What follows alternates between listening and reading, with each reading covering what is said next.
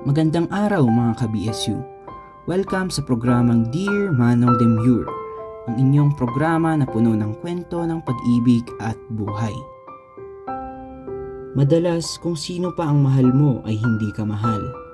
Kung maaari mo nga lang gawin na mahalin ka ng mahal mo, siguro'y wala nang masasaktan pa pagdating sa pag-ibig. Ano nga ba ang pakiramdam ng isang tao na umasa na mamahalin din siya pabalik ng taong mahal niya? Sapat na nga ba ang pagkakaroon ng mabuting puso para ikaw ay mahalin? Kaya nga bang turuan ng puso na mahalin ang tao kung kaibigan lamang ang tingin niya dito? Dear Manong Demure, ako po si Ben at isa akong first year college student. Excited ako sa bagong simula, pero may isang bagay akong hindi naasahan, ang pag-ibig. Sa silid-aralan, ako ay nakaupo kasama ang magiging kamag-aral ko. At ang puso ko ay mabilis na tumitibok sa kaba. Ito na nga, sabi ko sa aking sarili. Ang simula ng bagong kabanata sa buhay ko. Ang kolehiyo. Nakakaramdam ako ng halo-halong emosyon. Excitement, kaba, at kaunting takot. Good morning, class. I am Jerry, and I will be the facilitator in this subject, Science, Technology in Society, and the Human Condition. So let's start with introduce yourself.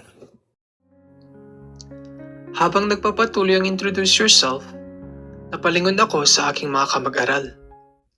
At sa madaling saglit, doon ko siya nakita. Si Nini. Ako ay napatulala. Ang ganda niya, sabi ko sa aking sarili. Mahabang buhok, singkit na mga mata, at ngiting kay lambing ng araw. Sa simpleng sabi, isa siyang chinita. Para bang may magnet na humihila sa akin, papalapit sa kanya.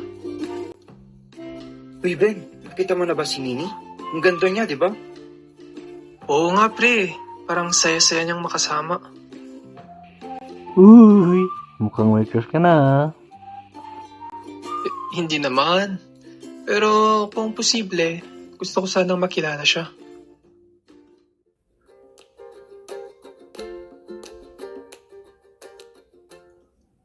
Sang araw, narinig kong kumakanta si Nini sa aming gym.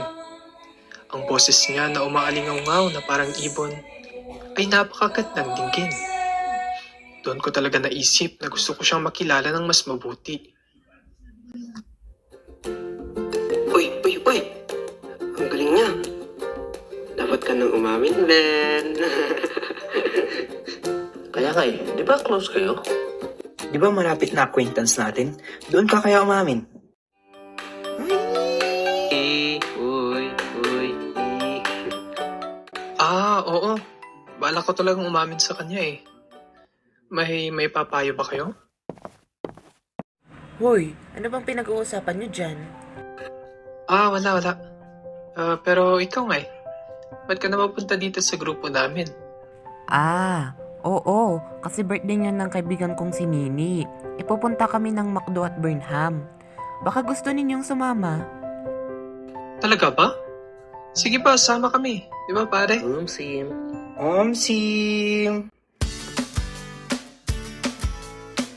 Kahit sa kakaunting pera sa aking bulsa, sumama ako sa kanila. Para lang makita, makulit, at mapasaya ko siya.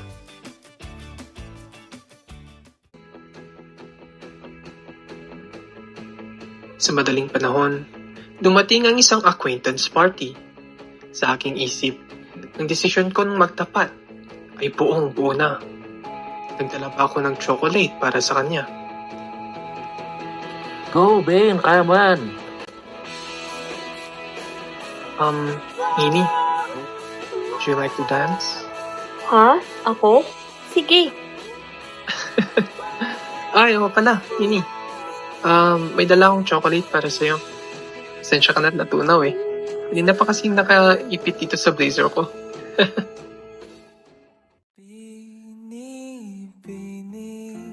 At, Nini, may sasabihin sana ako. Ha? Ano ba yun, Ben? Ano kasi,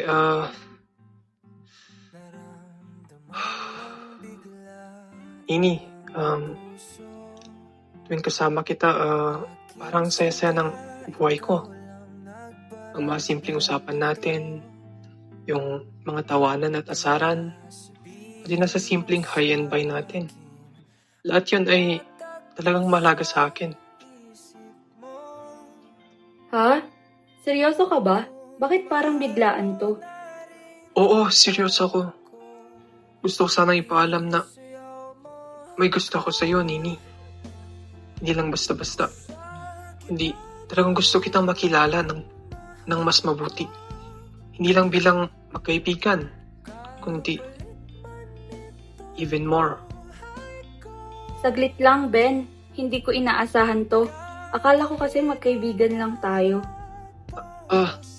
Naintindihan kong nagugulat ka. Pero gusto ko lang sanang malaman mo na handa akong maghintay. Ayoko masira ang pagkakaibigan natin, pero kailangan kong maging tapat sa aking nararamdaman. At ang nararamdaman ko ay para sa'yo. Ha? Ben, salamat pero hindi pa kasi ako ready. You're a wonderful guy on the inside and out, but to me, you're just a brother and a friend. Hindi ko intensyong masaktan ka dahil hindi yun ang gusto ko. At pasensya na, hindi ko maibabalik ang pagmamahal mo. Pero salamat sa pagiging tapat mo, sa nararamdaman mo, at sa lakas ng loob mong aminin.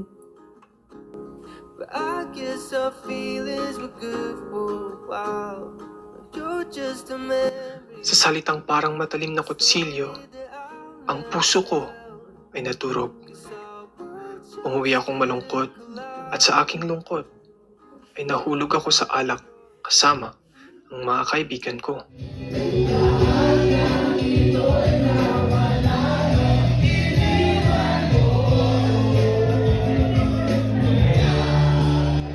Tagay! Huwag naman tayo. Tagay mo, pre. Woo! Sige, shot na tayo pare. Ngayon lang ako makakalibre ng alak.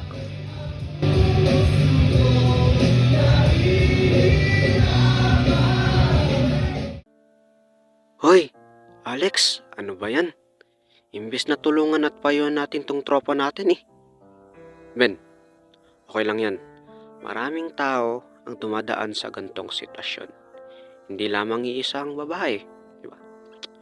Sabi nga nila, there's a plenty of fish in the sea. Kaya okay lang yan. Take your time for your heart to heal. Kaya mo yan.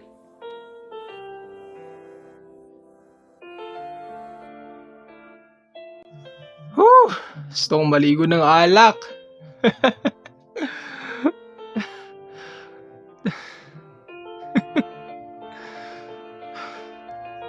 Dapat pala kasi hindi na ako nalang umamin eh.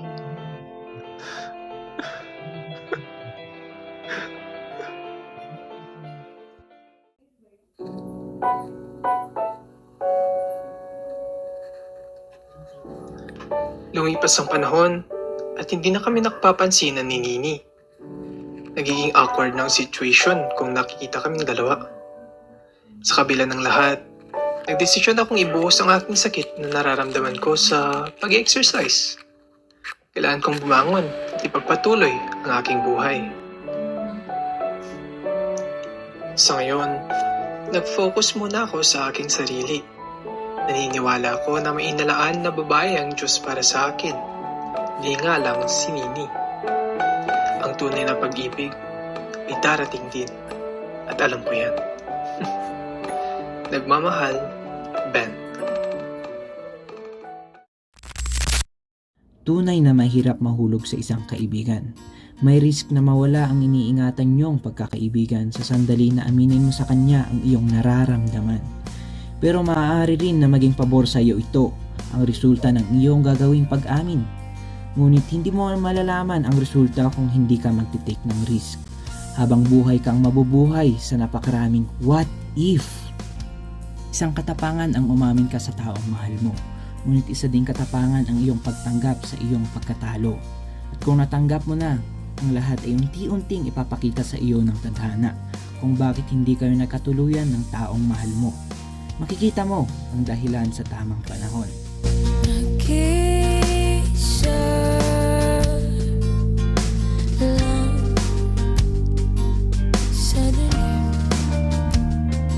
Salamat kay Ben sa kanyang kwento. Hanggang sa muli mga ka-BSU, tandaan, laging may pag-asa sa pag-ibig.